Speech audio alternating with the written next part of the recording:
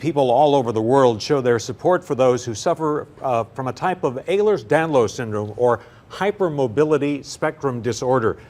A lot of people who suffer this get misdiagnosed. It can delay treatment and result in unnecessary surgeries, a lot of pain and inconvenience. We are joined by integrative psychiatrist Dr. Holly McKenna, who has a very personal story about this and about this month and its importance. Good morning to you. Good morning. So you have learned recently that you suffer from this. Yes, you know, I'm 50 years old, and the day after my birthday, I was seen at the Tulane Fascia Institute and received a diagnosis. I've been suffering since I was 15, so my entire adult life, really. So this is a joint condition that your joints Yeah. move more than basically. Would? So it's a type of hypermobility, and the hypermobility spectrum disorder is really 50 to 60% of the population likely has this.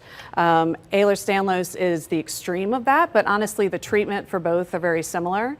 It's being able to bend over and touch the floor quite easily, being able to kind of be double jointed and do all the party tricks that people talk about. Which doesn't seem like it would be such a bad thing, right? Except that in its more extreme form, it can be painful. Exactly. Like there's definitely an advantage to it. A lot of folks who are hypermobile are also athletes or dancers because we tend to be more active and tend to have the ability to do things that maybe put us at an advantage for this. But as you said, there's also chronic pain that can be associated with it. There's also a number of other associated disorders, things like irritable bowel syndrome, having chronic headaches or migraines, having fertility issues, which I experienced myself. All of these things are due to the connective tissue aspect, which is still being explored through research, and we're fortunate enough to have people locally looking into. And you were misdiagnosed? I had been diagnosed with a undifferentiated connective tissue disorder. So in fairness to my physicians at the time, that was probably as best as they could do. They've been evolving with how they diagnose Ehlers-Danlos and hypermobility since about 2017. And back in my day, when I was first having the issues, I saw a number of specialists.